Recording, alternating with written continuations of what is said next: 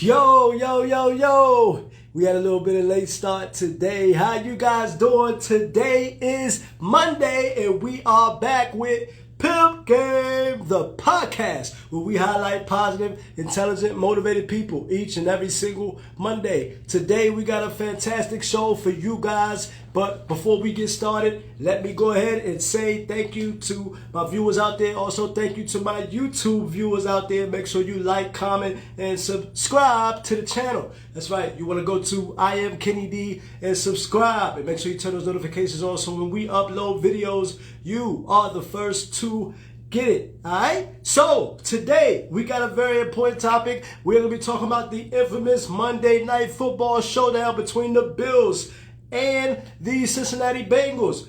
If you may not know out there, a lot of people do know in the world, Damar Hamlin, wow, number 3 of the Buffalo Bills. He went down, had a cardiac arrest on the field Monday night. We're going to be talking about that. Wow, what a wonderful story. He is now home in the hospital, going to Buffalo home. All right. And at the bottom of the hour on the show, we have Dede. That's right. She is a spiritual reader. She will be on the show to talk about what she has going on. She has a phenomenal story. We are going to be here talking about it at 8:30. She will be on the show. All right, to talk about what she got going on.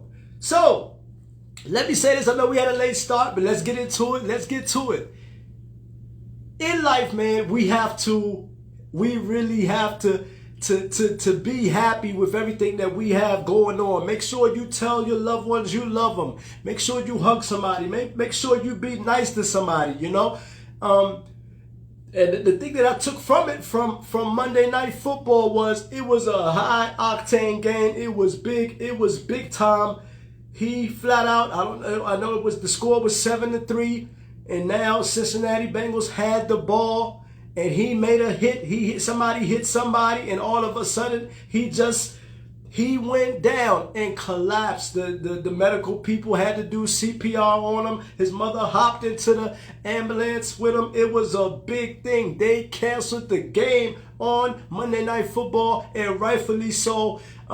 Never in my years of watching football have I seen anything close to that happening, where somebody actually almost dies on the field. What a remarkable story. Damar Hamlin, number 3 for the Buffalo Bills out of the University of Pittsburgh. This dude is good. He's actually good. He's really good. Now, let me say this. When you get to the NFL, you got to be somewhat good. You're just making it by luck. It ain't gonna happen. These cats work hard to get where they are. So, with Damar Hamlin, one of the things that was kind of crazy to me that I thought, I know Skip Bayless made some comments. He didn't know how they were going to continue the game. Him and Shannon Sharp had a huge argument. Well, not a huge argument. They had a huge argument before, but then they had a little bit of another discussion on Undisputed about what was going on, you know. And with Damar Hamlin, I gotta say it, man. The dude has heart. He's a flat out dog. He's a thumper. He gets it done flat out. He knows what he's doing.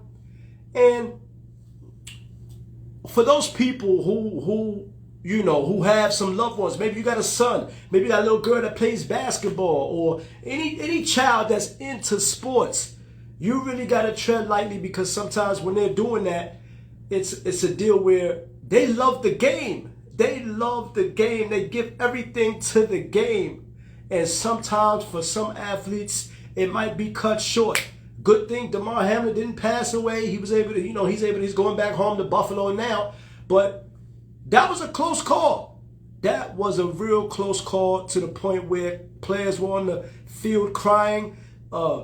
People in the stands, they couldn't.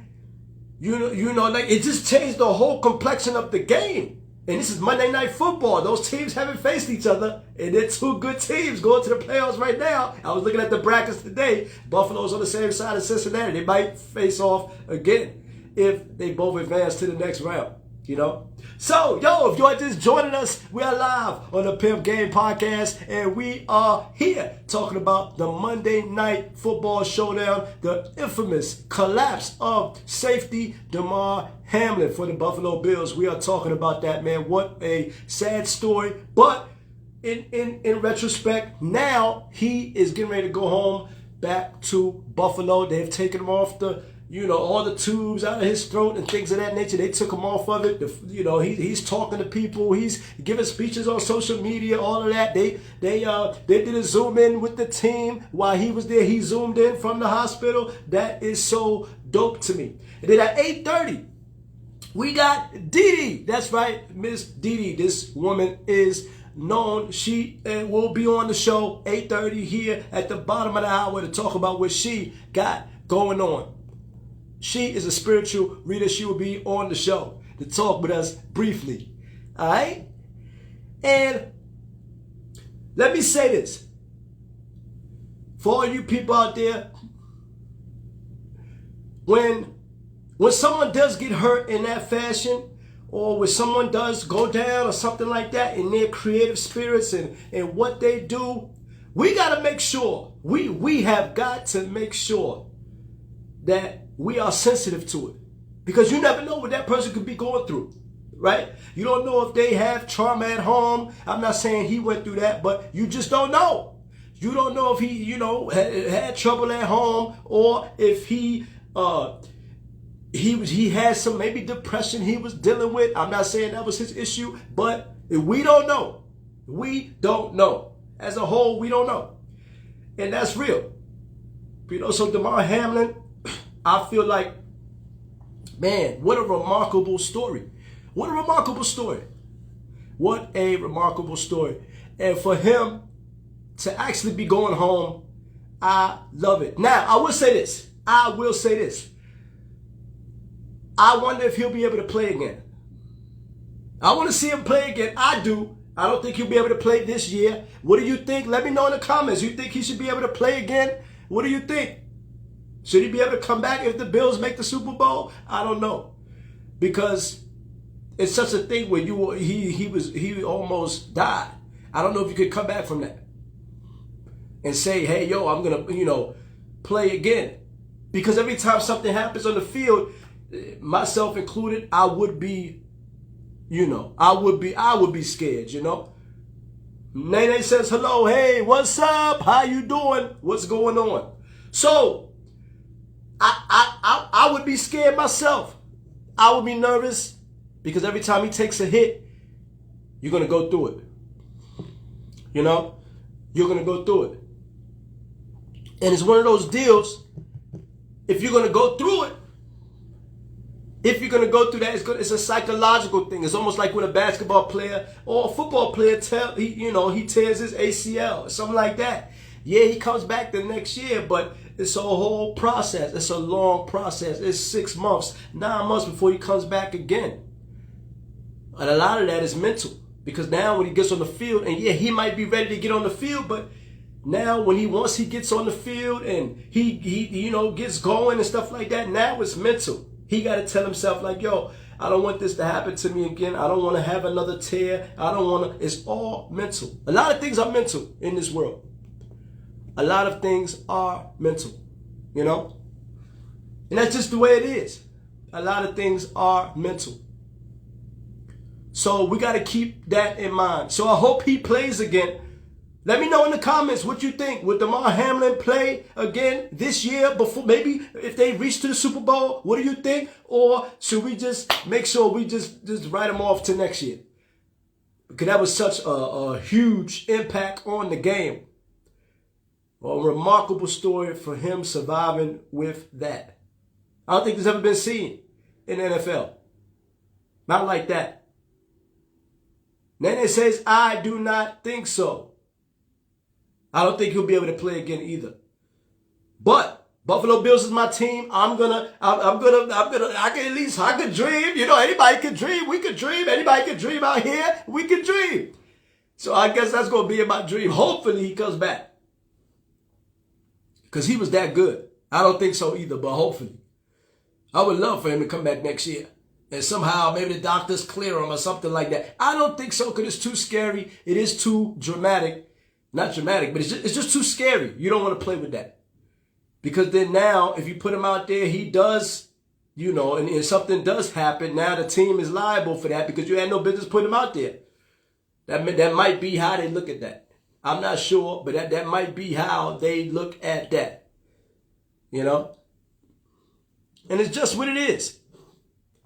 So, yo, if you are just joining us, we are live on the Pimp Game Podcast, and we are here talking about Damar Hamlin, his remarkable story, his sudden collapse on Monday Night Football, and at the bottom of the hour, coming up here in a couple of minutes, at 8:30, we are going to have Miss Dede. That's right, Dede Harris. She is going to be on the show at 8:30. We're going to be picking her brain about what she got going on. She is a spiritual reader. She'll be talking to us about what she got going on. All right? So, let me say this real quick before we bring Dede on the show. I would like to say that this is a brand new year, 2023. Make sure you do everything you want to do in this world, right? Do everything you want to do. And the reason why you want to do everything you want to do, because you just never know, right?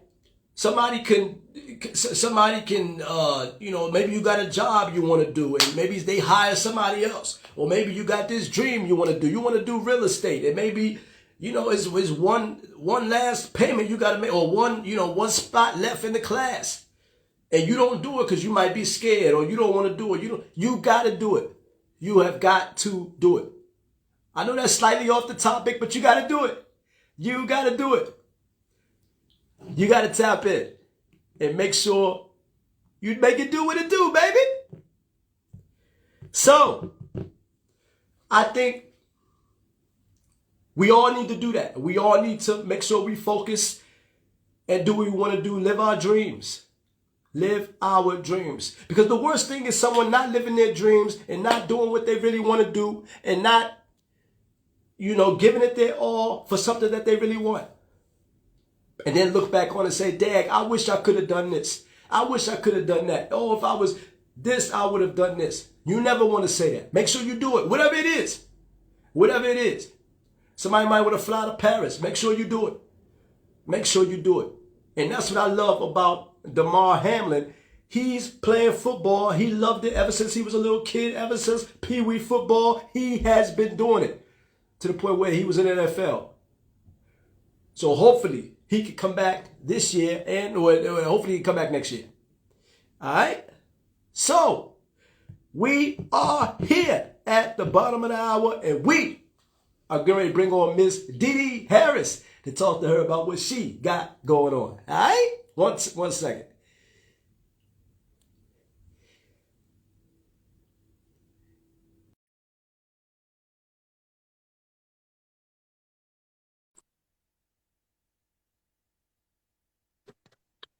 Hey, How you doing? How you doing? I'm doing good. Can you hear me good? I can hear you really good, really good. I can really hear you. So, welcome to the show. I like to say welcome, Miss Dede. In a couple of seconds, just give us your name and tell us what you do in a couple of seconds. Hey, my name is Dede Harris. I'm a spiritual and self-development leader.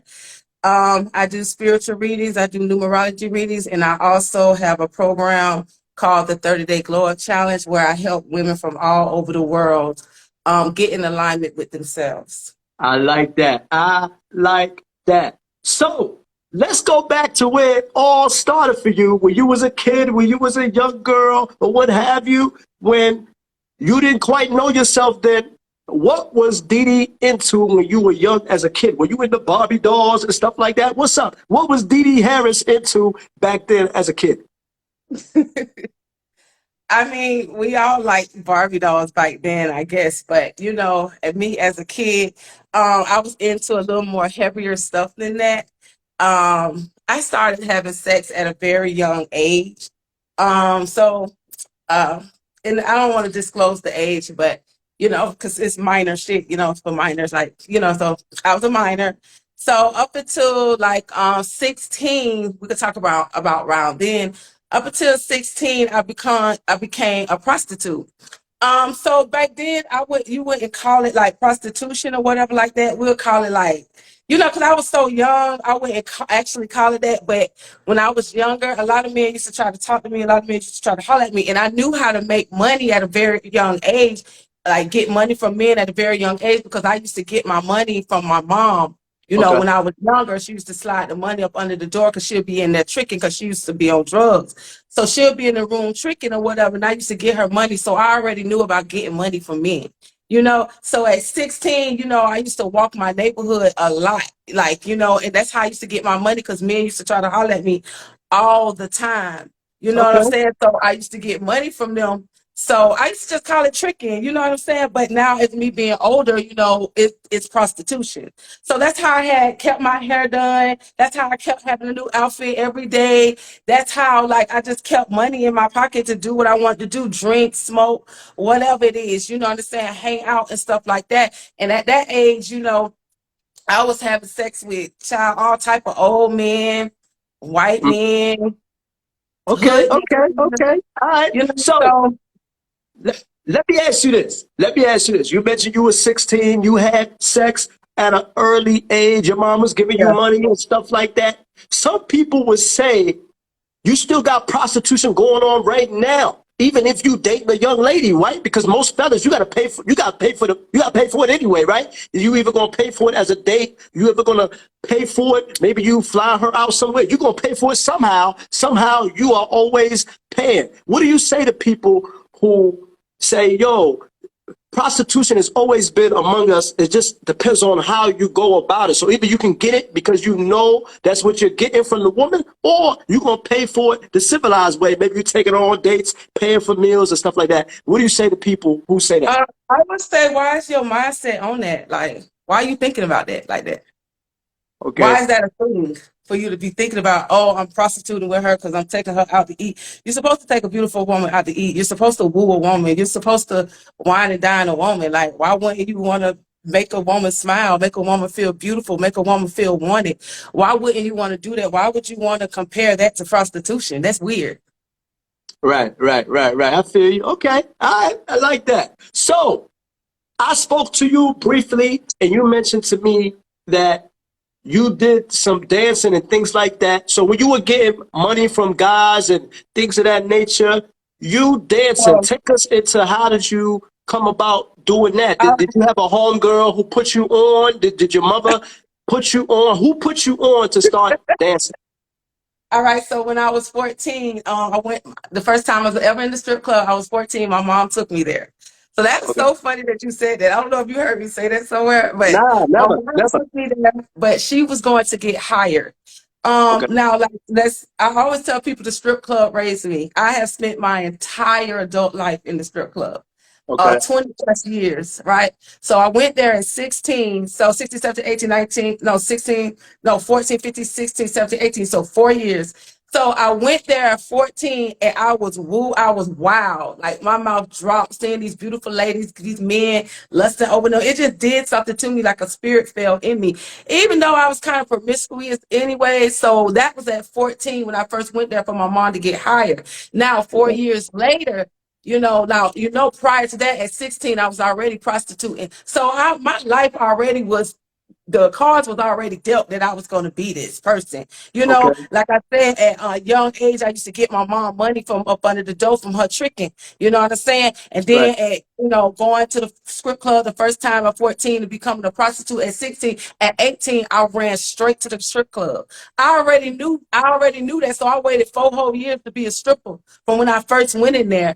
And I started at 18. I just knew that's what I wanted to do. Nobody made me do it or nothing like that. It was like the lifestyle, kind of the lifestyle that I was already in. I'm from the hood. Both my parents was on crack, so it was kind of inevitable Okay. anyways. You know what I'm saying? Like seeing my mom tricking and things. So it's kind of like, bitch, that was the next step. So I spent 20 plus years in the strip club. I retired. I went into strip club. That's why I say the strip club raised me, because I literally was in the strip club for 18 for my adult entire life. I retired from the adult industry in 2021, and I'm 40 now. So So, it's been like so, 2 years of retirement. okay. Hold on. So, let me ask you this. When you first did this, you were stripping and things of that nature. Remember, you said you was getting money from guys and stuff like that. They was giving you bread. When you got in the strip club at 18, what was the highest amount that you got paid dancing? Because sometimes people might look at it as a negative thing. I don't. I think it's entertainment. I love it. A lot of dudes love it. What was the highest amount you got paid dancing? Like what was the wake up call for you? Like, yo, this really is really money in this thing. What was the wake up call for you when you started dancing? Probably a good night. I didn't make money like that all the time. Like, don't be confused by the hype. You know Okay. what I'm saying? You can have like a day where it's like an event and you can make thousands of dollars. Mm, See, you could go in the strip club and you can make I'm just paraphrasing, like you can make $200, you could make $20, $200, $2,000. Like, it all varies. It's not like that. You know, like how okay. everybody said it, it's not like that. You know what I'm saying? Now Okay. you make money. Now I'll say a basic night between $300 and $500. You know what I'm saying? That would be like a basic everyday goal Nice. you want to make, at least up to 500. You know what I'm Okay. saying? But it's not like every night you gonna bankroll and things like that. Cause it's times where it's like you be sitting in there, it's crickets. Mm. So Okay. All right. yeah. All right. All right. Yo, if you are just joining us, we're live on the Pimp Game Podcast, and we are here with the lovely Miss Dede Harris. That's right. She is a spiritual reader, and we are here picking her brain about how she started her life with her moms. Now she was in the adult industry, and she does readings, spiritual readings. We are here picking her brain on the Pimp Game Podcast. So, you mentioned you got into the adult industry doing adult films and things like that. Can you tell Mhm. us what your name was in the adult industry and how did you get into the adult industry? Okay, so I got into the adult industry. It's crazy because I'm from Tampa, Florida. So I moved to Atlanta. A lot of people ask me to this day, why did I move to Atlanta? Or previously have asked me that. And I used to lie to people and say I moved to Atlanta to change my life and things like that. That was a lie. To be straight up honest with you, I really moved to Atlanta to become a big famous porn star, and Okay. which I did. I moved to Atlanta in 2016. I say everything started with the porn star stuff, started at like 2017. So I spent like 4 years being a porn star. Okay. I went by the name of Celebrity Come. So yeah, so Okay. I came to be a porn star. Like I said, I did 4 years of that. Mm. So yeah, Okay. I'm like one of the biggest porn stars. Well, I'm retired now. One of the biggest porn stars in Atlanta, coming Mm. out of Atlanta. Okay. Okay. Okay. Okay. Okay. So let me ask you this: when it comes to the porn game, the adult industry, is there because there's myths out there that some people get paid differently. Maybe the women get paid more than the guys get paid more than the women. What is it? How is it like? Does it depend on the company that you're working with or whatever, or if you independent? How is it when you're in the adult industry? Does everybody pretty much get paid the same, or it depends on how big you are? Well, basically, I had a manager my whole time in the porn industry, so he handled pretty much all. I was independent. I didn't work for no I didn't never went mainstream. I'm too hood, too black, too ghetto, too many tattoos. Okay. As I was retiring out, they were being more accepted to girls like me, but I'm too ratchet. I was the ratchet, so I was labeled as the ratchet. That's what I betrayed. That's what the big booty black girl, big booty hood girl. You know what I'm Right. saying? So that Right. was my lane. And a Okay. lot of mainstream people wasn't really going for that. Not a lot of them, like not like, you know what I'm saying? So I was independent. Um, what I did was my business. I never got into other. That's why I never got into it with nobody. Like, I haven't had a smooth. I met beautiful people. I had a smooth ride, but my manager always kept me from out of. Listen, only time my job was to show up. My job was to get on that plane, show up to my sets, do what I needed to do, and I'll leave. So I don't know what nobody was making. I don't know what they was making. I know what I was doing, but I never like was in people business and stuff like that. So I don't know what they got going on. But I was independent. So I got all my stuff belonged to me. I still got all my stuff, Okay. everything belongs to me. So you know, I like that. well, I So, never, I never did anything. Now, I never did anything mainstream, but I did work for independent companies that has paid me to be on their platform, and that's their stuff or whatever like that. As far as mainstream and who's getting paid, who I don't know. That okay. that was not my business. So let me ask you this: when you get to work with a co-star, with a guy or something like that, is it a deal where do they tell you who you're working with, or you gotta wait until you take the flight there, then you find out once you get on the location, when you get on set? How does that work? Do you already know, or you could be, oh hell no, I ain't working with him? What's up? How is it? How does that go down? Do you know already, or once you get on set? Yes, you have an idea of who you're going to work with. Now, a lot of these people, I never met them in my life. It's the only time I met them is when you see us all doing what we're doing on Okay. film. That's literally the first time I ever set eyes on these people.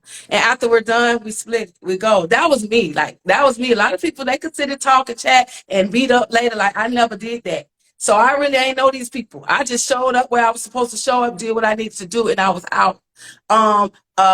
Like I said, now you do know who you with, because you gotta uh you have a glimpse of who you're working with. It's not like you just, what I'm saying, just pop up some damn well. Okay. Okay. And Okay. don't know Okay. nothing. Yeah, you're aware of everybody who you're working with, especially if it's a like everything's set up, if it because I did a lot of scenes where a lot of porn houses. I did a lot of stuff at porn houses. Now those, you kind of know who's on the list, who's gonna be at the porn house. You know what I'm saying? But if it's Okay. just a regular scene, I'm getting booked out for a regular scene to come out for a scene or whatever like that. Yeah, you know who it is. If I'm just doing one or two scenes with the same person, you know who it is. All right. So let me ask you this, because I've always wondered this about the adult industry. Because even me, I know I'm here on the Pimp Game podcast, but I even thought like, yo, I might go out there and do a couple of scenes and then retire after a couple of scenes after I get my bread or whatever. I know I ain't gonna do that. Is there everything where you guys worry, because to the outside world, they might think y'all having sex every single day? Do you ever worry about like STDs and stuff like that in the industry, or do they cover y'all by making y'all test so frequently? Oh, you have to stay tested. I got tested every month because I never know when I'm gonna do a scene. So that's one requirement. Like, you at least want to be tested like every month, so you'll always be ready when you have a scene come up. You know what I'm saying? You never know who's in town, or you never whatever. You gotta be ready. You gotta stay ready, so you want to get ready. You know what I'm saying? So Okay. every month I stay tested. Throughout my full porn career, I always use condoms. Okay. So Okay. everybody has to get tested. Everybody has to show a test. Everybody has to do that. But with me, I was one of the few women that always wore condoms. No, like it didn't matter to me, and I got turned down a lot. A lot of people wouldn't work with me for that. So That why was my why? preference. Okay. It was my preference. That's what I wanted. I didn't want. That was my preference. Okay, shout out to you for that. That's really respectable, because some people could be real reckless with that and not really want to do that, and then it catches up with them in the long run. So let me ask you this: can we look forward to Miss Celebrity coming back to the porn industry in the near future? Maybe, I'm not sure. Maybe OnlyFans or something like that. Can we look forward to you coming back in the game? Far as anything new, no. My work is still out because I still get paid from it. I'm not Okay. in a place right now where I'm ready to shut everything down. Even when I shut everything down, I'm still going to be out there because I'm just out there. It's It's out of my control now. Okay, okay, Okay, okay, okay, millions of people have seen me from all over the world, but I actually still got my site still up. I don't put any new okay, material out. okay, I'm retired. I'm done. I know who I am now. I found my purpose, so I'm okay. sticking with it. After you find your purpose, there's no need to go back at all because you're doing what you need to be doing. So there's no reason for me to go back now. As far as me deleting my accounts, because I had one comment before, they was like, I love that this new you and everything, but can you please explain to me why you still got your stuff still up? Because to be honest with you, I'm just not ready to take it down now. I'm just not there yet. I'm not there all the way yet. God me and God will discuss that. You know what I'm saying? I did take a leap of faith and retire. Um I did retire from but no new material, no, but my shit's still up. It's gonna be up until I decide, till I say, okay, this is really over. Like, okay, just because I still get money from Whoa, it. whoa, But whoa. Let me say this right now. Don't take it down. It's still paying you. It's still paying the rent. It's still paying the condo. It's still paying the insurance. Don't take it down. God will even yeah, understand that. At least you retired. You good. You retired. You are good. All right. Yo, we are live on the Pimp Game Podcast, and we are here with the one and only Dede Harris. We are talking about how she started out as a kid with her moms when she was prostituting. We go to now she's an adult film star to now she is doing readings for women and dudes all across the world here on the Pimp Game Podcast. So, Dede, let me ask you this. Now, you did the adult entertainment thing. You're into doing readings now. What got you into doing spiritual readings for people all across the world, really? And you're just helping people all across the world. What led you to start doing that? okay, so I have spent my entire life in the adult industry. Like I said, ever since I was 16, that's when I started prostituting my body. I went from that to the age of 18 to becoming a stripper for over 20 years. I Okay. didn't stop dancing, and in between that, I was a porn star for 4 years. So I didn't retire from that until 2021. So that should let you know I spent my whole life in the adult industry. I never did anything else. I don't know. I never had any talents. I never had any gifts. I only knew how to use my body. That's how I grew up. That's the only thing I knew how to get money. Like Okay. I never had no job before. I don't know. So I'm like 40 years old and I'm like, so that was my life. So 4 years ago, I actually woke up spiritually. Now, during that process of me waking up spiritually, I'm learning who I am. I'm finding who I am. I'm learning this new stuff, how to meditate, how to manifest, learning about the third eye. I'm just learning. I'm opening myself up. And I Okay. consistently stayed on this spiritual path for 4 years now until it got to the point where it was becoming heavy and I was living two different lives. So that's why in 2021, I decided to, first in 2021, what I decided to do, because I had so many scenes, I decided to take a year off because I had so many scenes. Within that year, I went celibate. Mm. So I went celibate within that year as I'm taking a break, and then it just dawned on me like, Dede, you can't go back. This is it. So it was like you have a choice. Like, so I just made the choice to never go back. And as I'm in this year and I'm developing, I kind of had like a second awakening. So as I'm Okay. going through my second awakening, I cut all my hair off and everything. It was a whole thing. And I started speaking more. I had the need to speak more. Around that time, I found out what my purpose is. I had a spiritual upgrade. I had an upgrade in consciousness. Within that hermit, I put myself in hermit mode. I shut myself off for the world for like 6 months. I still was showing up because I still had things I had to do, you know what I'm saying, like on social media, but I was shut off from everybody. So within that time frame, I was gifted my spiritual abilities, and that's just the God honest truth. I started hearing spirit. I started working with the cards. I've been had tarot cards, but never knew how to read them. I just had them, and one day I just was reading them. And it's like Spirit just gave me the. It's like they handed me my gifts to say, "Here you go." And also, with the numerology, everything just fell into place. And with me speaking and helping women, everything just fell into place. I'm telling you, as soon as I found my purpose, as soon as I decided to really hone in on this spiritual stuff, that's when everything started working out for me. And I started just reaching. People started reaching out to me and telling me how they're inspired by me, and it's crazy how it just happened. It just happened. Like when you find your purpose, it's like everything just falls into place for you. It's crazy. Like it's crazy how I went from one major extreme from being adult entertainer, once being called the bottom of the barrel, to the same person calling me the bottom of the barrel, looking at me, telling me I'm an inspiration to them. So these are two separate extremes that I'm on. I was way over here. Now I'm way on this other side. So that ain't nothing but purpose. That ain't nothing but mission. That ain't nothing but vision. That ain't nothing but who I truly am inside. So that is how I came to do this, because this is my purpose. That's why it's working. That's why it's really, my transformation is so unique. It's so crazy. It's because my whole life was set up for me to be who I am today. Millions of people are supposed to see me sucking.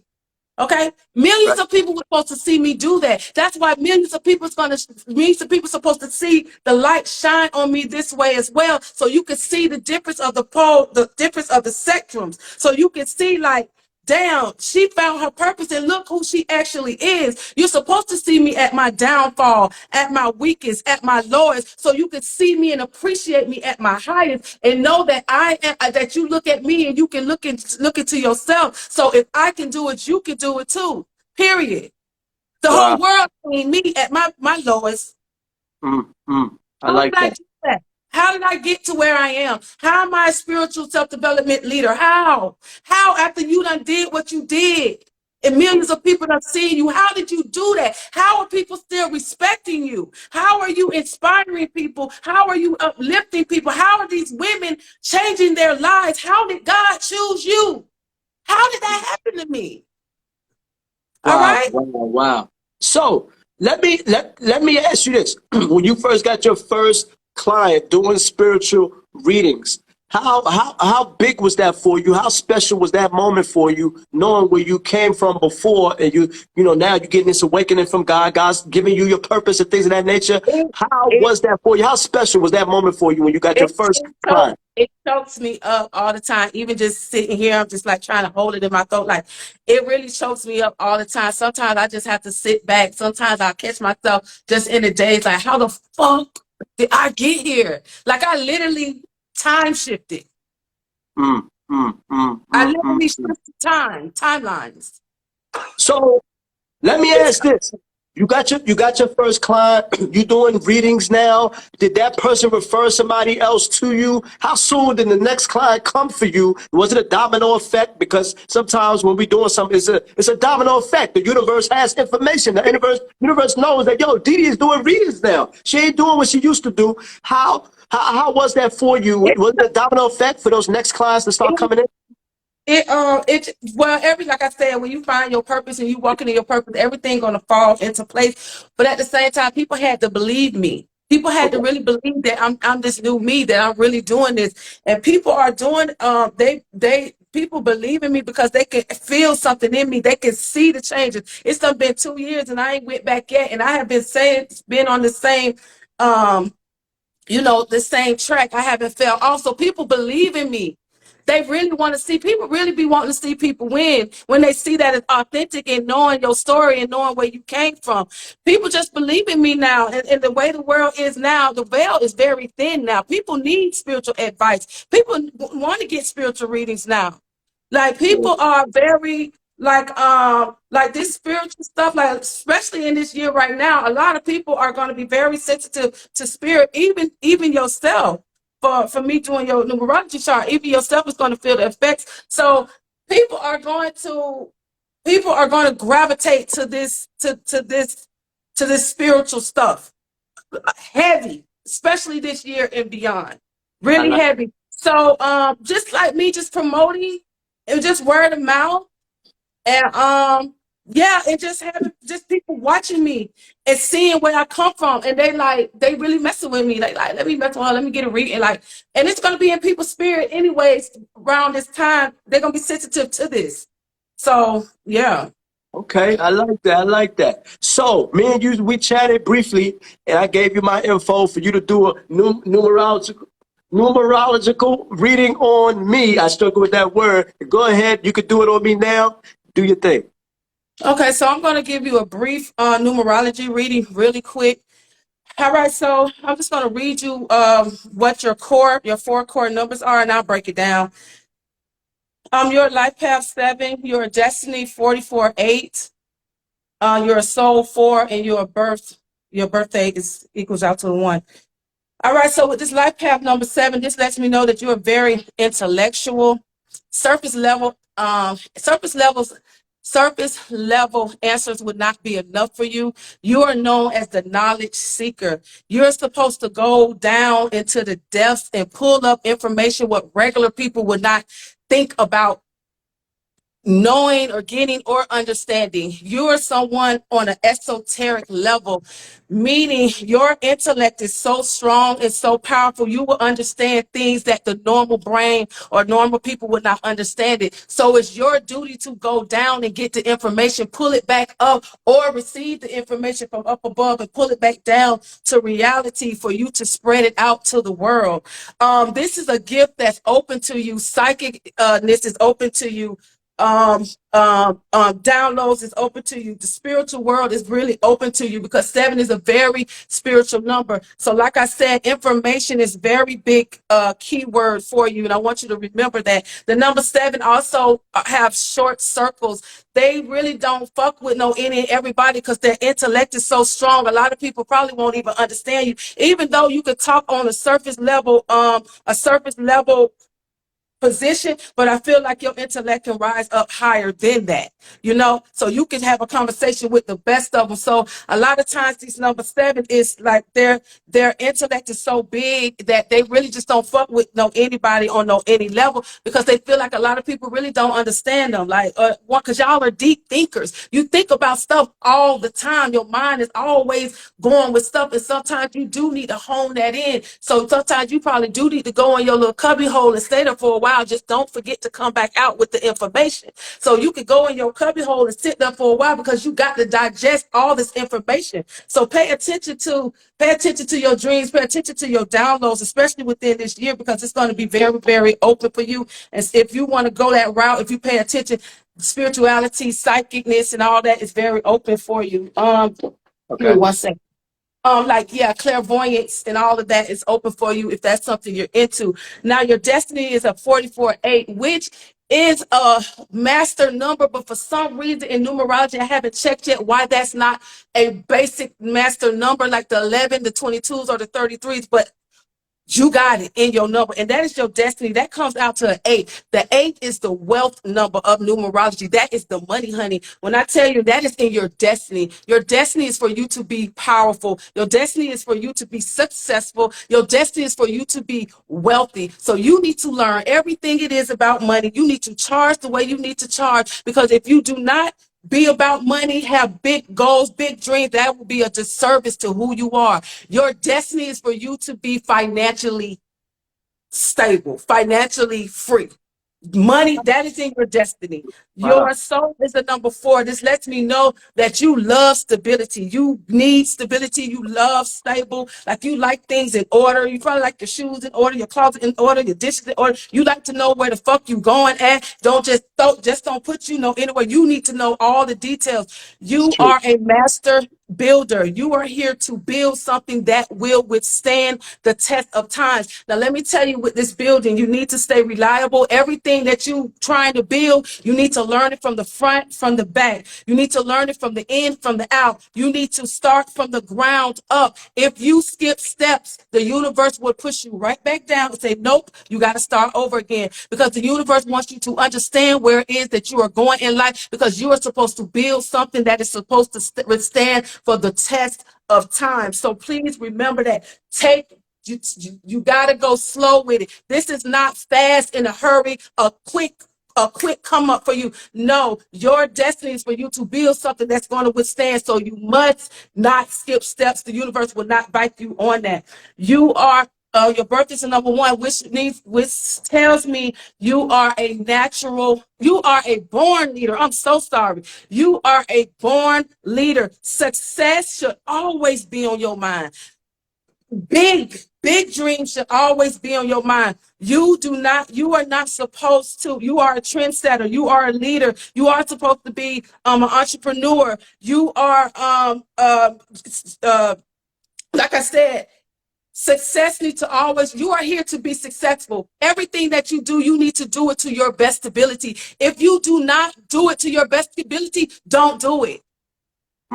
That's not who you are. You need to always be the best at what you are doing. That means you need to know what it is that you are doing. You are a leader. You are the born leader. You need to always know what you are doing.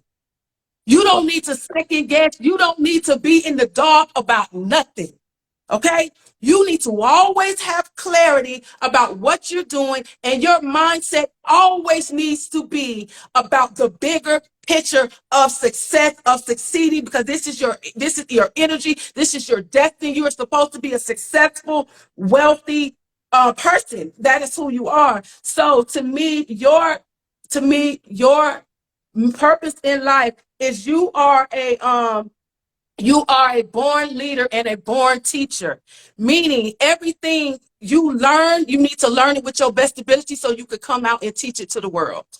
Everybody has their place, that they play in life. That is who you are. You are the knowledge seeker. You go learn the stuff that everybody else won't learn to do it. You bring it back up and you put it in a way where humanity can learn it. So you are the leader. You are the born leader and the born teacher. So that's what you're supposed to do. You're supposed to teach knowledge. That is your purpose. I like that. I like that. I really like that. Wow, you got me. I got chills over. I like that. I really like that. That was really strong. Okay. All right. So we talked about it at the beginning of the show. Just briefly, we talked about the guy from the NFL, Damar Hamlin. I don't know if you know, but it was Monday Night Football. He collapsed on the football field, almost died. Now, remarkable story. He's going back home to Buffalo. What are your thoughts on that? Do you know about that? What's going on? Do you know what happened on Monday Night Football? It was all across the world. Can you give us your opinion? If you don't know about that, that's fine. I seen a post, but I don't know. I don't know. I'd rather not say the things because I follow a lot of spiritual pages, so Okay. I don't want to put none of that in the air about what they was talking about. But Okay. I seen or whatever. But you know, spiritual people always go to the spiritual, honey. They gonna be like, Okay. oh, it's something put in that. So all right. Okay, all right. We're gonna leave it at that. So let me ask you this: for a young girl, a young dude out there looking to do their own readings and things like that, what would you advise them to watch out for if they want to get into the game of doing spiritual readings as you're doing now? okay, so the first things first, they need to heal. Y'all need to spend as much time as y'all can healing yourselves, being aware of your triggers, being aware of your actions, just being aware, like just don't jump out and just do something. You're gonna have to really like prep yourself with this. Like I spent 4 years every single day, 7 days a week on my spirituality. Don't just jump and just want to do reading. Like I told you, I've been had tarot cards. I never could read them until I guess my consciousness was ready for it. But a lot of people probably can pick it up. But you know, just heal first and do your spiritual work. Do your healing work. Do your spiritual work. Do your self-development first. You know, Okay. this is serious. Like you really connected to spirit. You really tapping in to another world, to another dimension. You don't want to go there because you also want to get in tune with your ancestors. Because you don't want to be out there in this spiritual world and don't nobody know you. That means anybody can just jump on you and just tell you any old thing. So you want spiritual guidance. You want spiritual protection. So I say just start doing healing work. Start doing healing work like affirmations or writing stuff in your journal and things like that. about what's bothering you, and just get all that yuck out of you, get all that stuff out of you, and also connect to your ancestors. So, cause they'll be your first defense in the spiritual world. Once you know your ancestors, they'll be able to open up doors for you in the spiritual world and be like, let them through. They're with me. You know what I'm saying? Type stuff, instead of you just being out there and don't nobody know you in the spiritual world. You think you just finna just do stuff. No, no. All right. So, for anybody trying to get in contact with Dede, maybe they want a reading, maybe they want to link up with you and have you do a reading on them or what have you, maybe they want it for one of their family members, how do they get in contact with Dede Harris? Okay, well, I first want to say not only do I do numerology readings, I do spiritual readings, but I also have a program called the 30-Day Glow Up Challenge, where I help women from all over the world to get in alignment with who they are. We do a series of things for consistently for 30 days straight that will cause a ripple effect into your life. You will have a shift in your life and you will change your life. I have so many testimonials. God is truly in this challenge. Supernatural things are happening in this challenge. So any ladies, we have it from month to month. So now we're in one now. So the next one starts February. It's for all ladies. Please get in contact with me. I will send over the form and give you more information about it as well. You can find me at Instagram, Dede Harris, DEE.DEE Harris. Okay. My Facebook is Darielle Harris. That's my real name. DARIELD Harris.